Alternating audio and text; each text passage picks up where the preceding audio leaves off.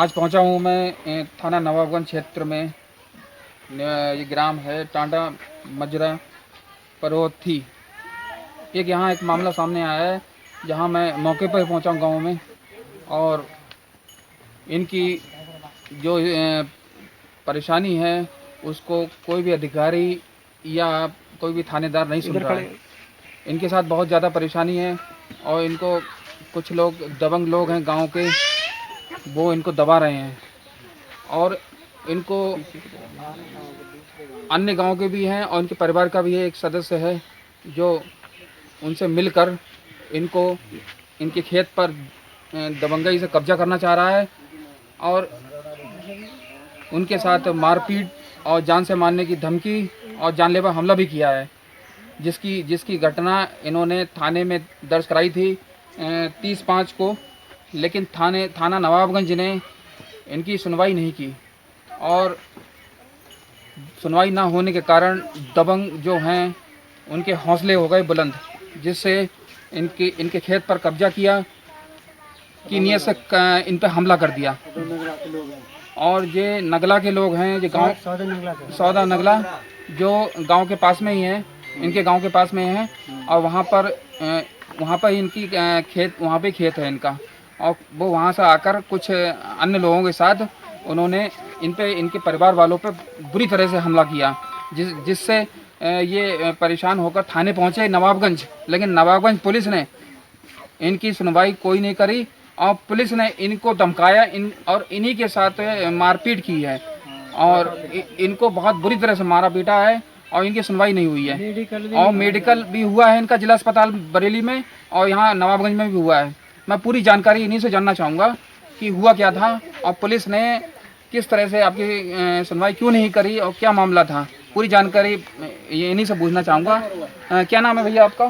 Sir मेरा नाम मोहर सिंह है और हम सगे 6 भाई हैं।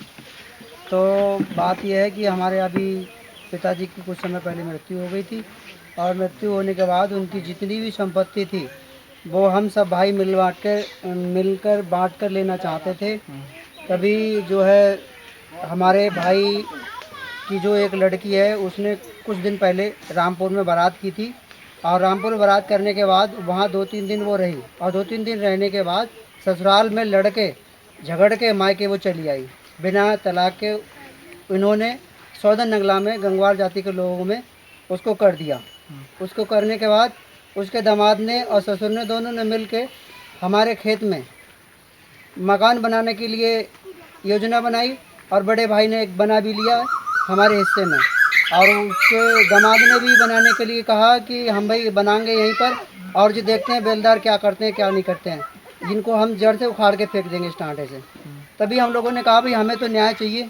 हम न्याय के लिए भाई कोशिश मांग कर रहे थे लगातार दिन प्रतिदिन। बड़े भाई होने के नाते हम उससे गुजारिश कर रहे थे, पंचायत भी बिठाई, गांव के चल भले लोगों ने भी उसे समझाने की कोशिश की, परंतु वो नहीं समझा और सब लोगों ने वहाँ से चले आए। वहाँ से चले आने के बाद फिर हम दूसरे दिन को अपने खेत पर सिंचाई करने के लिए अपने इंजनों को लेकर गए थे और हम लोगों को मालूम ही नहीं था क्या होना है क्या नहीं होना।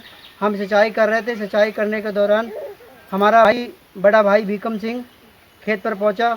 उसके जस्ट बाद उसका छोटा बेटा धर्मेंद्र सिंह वो खेत पर पहुंचा और उसने उसकी बनाई योजना के मुताबिक उसने सौदे नंगला के कुछ गंगवार लोगों को वहाँ खेत पर बुला लिया और वो लाठी डंडे तलवार गड़सा लेकर वहाँ से अपने गांव से आ रहे थे दौड़ते हुए।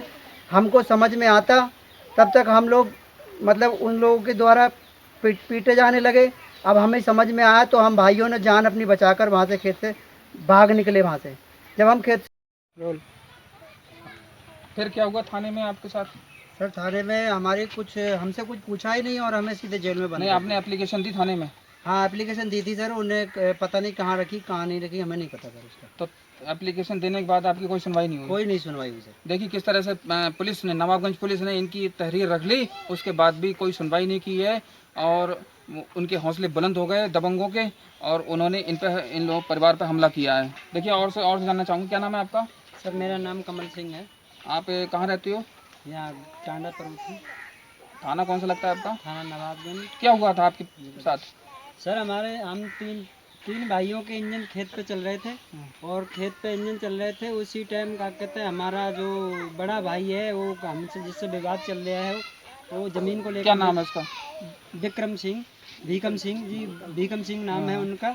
जो ज़मीन को लेकर विवाद चल रहा है, हमारी ज़मीन में ही मकान बना रखा है और उसके क्या कहते हैं दामाद को लेकर क्या कहते हैं हमारे मकान में जगह में मकान बना रखा है और हमें डराते हैं, धमकाते हैं, कहते हैं ये सारी प्रॉपर्टी हम तुमसे छीन लेंगे और तुमको इस गांव से दूर भगा देंगे।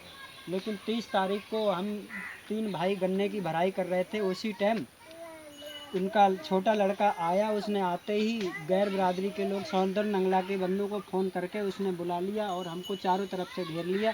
जैसे तैसे प्राण बचा के हम तीनों चारों पांचों भाई भागे हैं वहाँ से। उसी बीच हमारे बच्चे भी उधर की भीड़ देखकर वहाँ पहुँच चुके थे और वहाँ जाके उन्होंने, जब हमारे बच्चे फंस गए, उन्हें बुरी तरह से जी मारा पीटा है। ये हमारी मिसेज हैं। तो उसके बाद आपके साथ मारपीट हुई? हमारे साथ मारपीट आते ही उन्होंने हमला कर दिया। गणसा भाला लेकर आए थे, मारपीट करी। लेकिन जब जैसे तैसे हम वहाँ से प्राण बचा तो आप के जैसे निकल भागे। लिए आप? हाँ सर, अपने जान बचा के। हाँ, तो उसके फिर बाद आप थाने गए? थाने गए थे, लेकिन थाने जाकर उन्होंने हमारी कोई सुनवाई नहीं करी। जैसे ही हम पांचों भाई पहुंचे हैं, पुलिस ने लात मार मार कर हमको अंदर कर दिया। तो आपके साथ भी मारपीट की है? मारपीट की है जी। जिस दिन निकले हैं उस दिन भी चालान कटने के बाद भी हमको पटों से बहुत ही पिटाई करी, बुरी तरह से हमें पांचों नहीं तो भाइयों को उनको नहीं, पीटा। जो जिन्होंने आप पर हमला किया, आपके परिवार पर हमला किया, उनके साथ कोई उनके कार्रवाई नहीं साथ हुई? उनके साथ कोई कार्रवाई पुलिस ने नहीं करी है और क्या कहते हैं, और उल्टा हम ही को डराया धमकाया, बहुत मारा पीटा है। और हमारा मेडिकल भी उनने फर्जी चिट्ठी द्वारा कराया मेडिकल है। कहाँ पे हुआ था आपका? मेडिकल नवाबगंज उन्होंने कराया था, फिर इनका रेफर कर दिया था। रेफर करा हाथ का जी, इनकी देखना सर सारी। नहीं तो उसके बाद आप थाने में आपके साथ ही मारपीट करी है? थाने में पुलिस से पिटवाया है उन्होंने। आपने पुलिस से पिटवाया आपको? पुलिस से पिटवाया उन्होंने। देखिए किस तरह से पुलिस ने इनके साथ बदतमीजी करी, मारपीट करी इन्हीं के साथ। और जो पीड़ित हैं, परिवार के हैं, इन्होंने तहरीर दी, एप्लीकेशन दी, उसके बाद भी इनके साथ ये जाती हो रही है। थाना नवाबगंज पुलिस आरोपियों से मिली हुई है और उनसे सेटिंग हो चुकी है और पीड़ित के साथ ही नाजायज़ तरीके से मारपीट करवा रही है पुलिस। मैं इनसे और भी देखूँ, महिलाओं के साथ भी मारपीट हुई है। महिलाओं के साथ इस तरह से मारपीट की है। ये लोग पहुंचे थे खेत पे बचाने अपने परिवार वालों को, तो महिलाओं के साथ मारपीट की। क्या नाम है आपका? जी चंपा है। चंपा जी, कहाँ आप रहती हैं? खड़ोटी टांडा। अच्छा, तो जी आपकी चोट कैसे लगी है? जी हमें वीरेश ने लाठियों से मारा है। बीरेश? हाँ। अच्छा, बीरेश ये कहाँ रहते हैं? वो सौनंगरा में। अच्छा, ये गांव के पास में ही है? हाँ। तो आपको मारपीट के, आप क्या करने गई थी? जी हम गए थे अपने खेतों पे, खाना लेके गए थे। इतनी में ये लोग सारे आ रहे थे उधर से, फिर हमको जी मारने लगे। आपको मतलब वहाँ पर ये लोग आ रहे थे खेत पे, आपको घेर लिया उन्होंने? हाँ घेर लिया हमें उन पर। तो आपके साथ मारपीट की? हाँ मारपीट करी है। अच्छा। हाँ लाठी भी। लाठी भी थी? हाँ। और क्या था? और कांटा बल्लम था। बल्लम भी था? गड़सा भी था। अच्छा। सारी चीजें थी सर। तो आप पे मतलब जानलेवा हमला किया? हाँ। तो किस बात पे, मतलब क्या वजह क्या थी? जी हमारा खेत है, उसमें उन लोगों ने जबरिया घर बना लिया है उसमें। अच्छा, खेत पे जगह घर बना लिया? हाँ खेत पे हमारे। आपके खेत पे? हाँ हमारे खेत पे घर बना लिया है।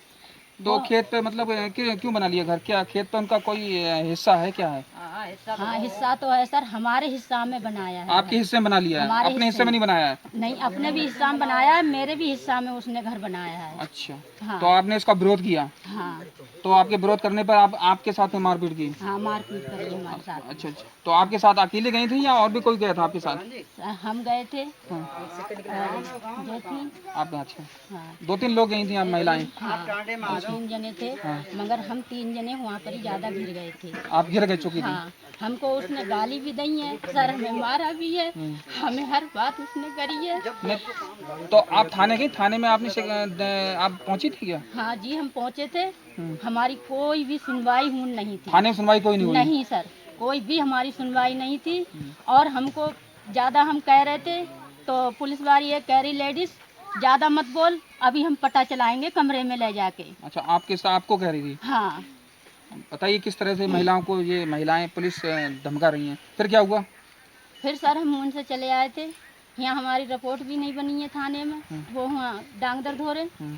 नहीं सर, हमें सारी पट्टी बांध दी है हाथ में। चोट आपके हाथ पे लगी है? हाँ, चोट हमारे हाथ पे है सर, हमारे पसलियन में है। कैमरे के माध्यम दिखाओ जरा कहाँ चोट लगी है।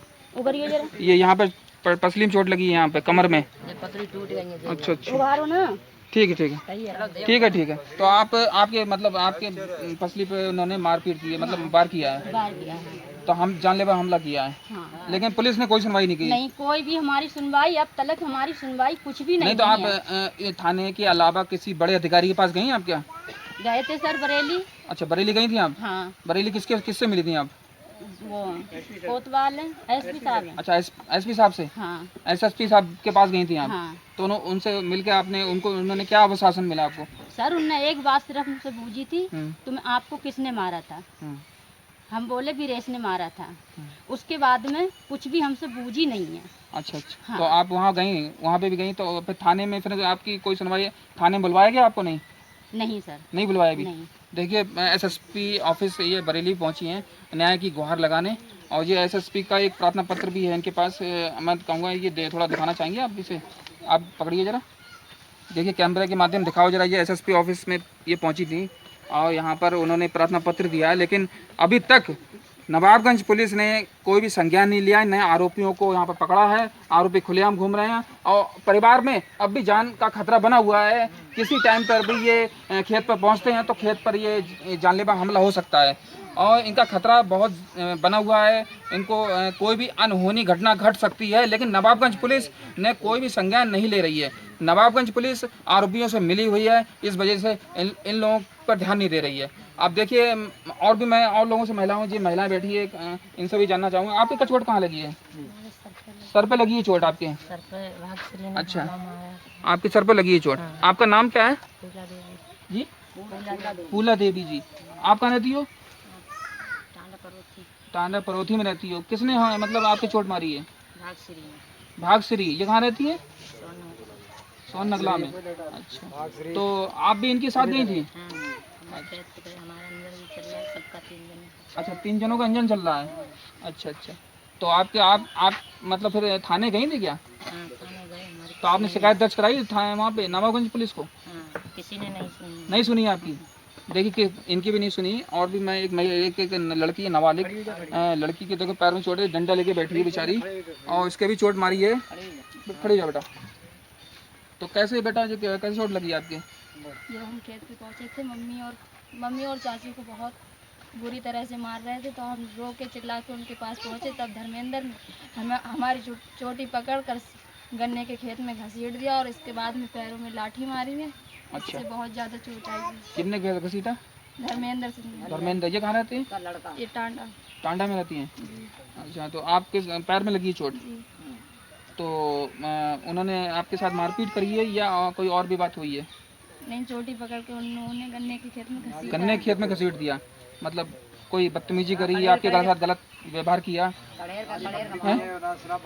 गालियाँ दी थी। गालियाँ दी? गंदी गंदी गालियाँ?